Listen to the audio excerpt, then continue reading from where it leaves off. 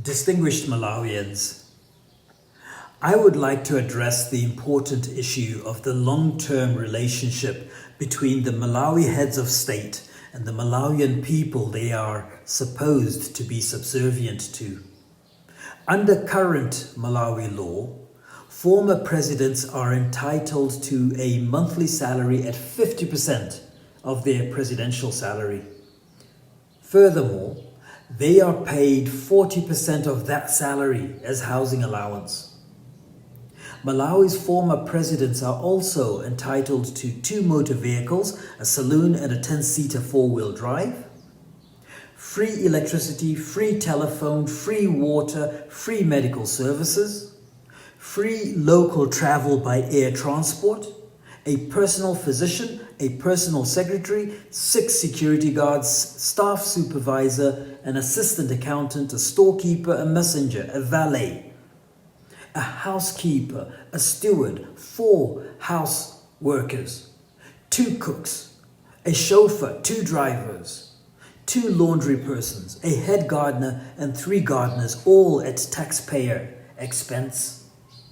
The former presidents are also entitled to duty-free importation of foodstuff and beverages for personal consumptions, duty-free importation of 2 personal motor vehicles every 5 years, personal clothing, books, newspapers, and periodicals for personal use.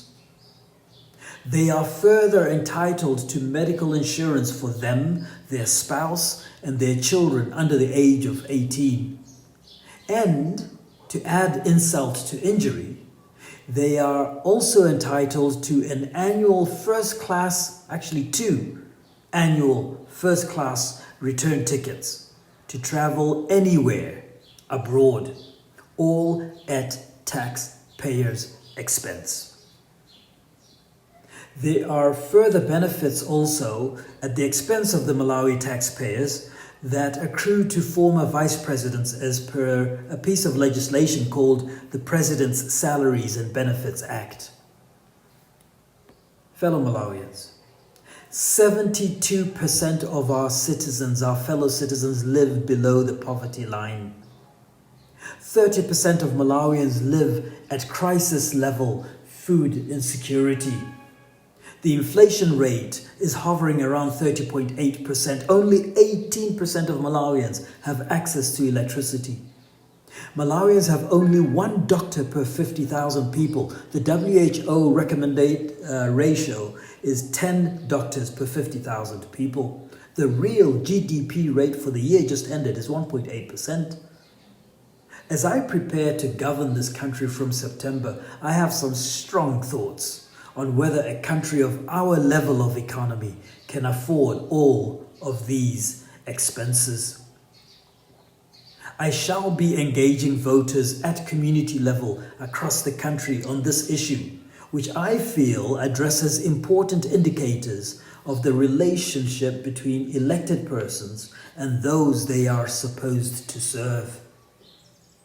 As Malawians know well, after September, we will have Lazarus Chakwera, Peter Mutharika, Joyce Banda, and Bakili Muluzi as former presidents, 4 of them. I accept that as a country we need to take care of and respect all our former presidents. And so I will duly respect the former presidents Lazarus Chakwera, Peter Mutharika, Joyce Banda, and Bakili Muluzi when I become president. Of course, showing them respect shall not exonerate them from being held accountable where there is evidence of wrongdoing on their part. Distinguished Malawians, September is not far. I am doing my part, making myself ready to hit the ground running when I become your president. Please do your part too and vote wisely on September 16. Vote for Thoko Banda. Tikufuna kuti akatangale amvetsetse kuti Thoko sakusewera game ya nkhalakale.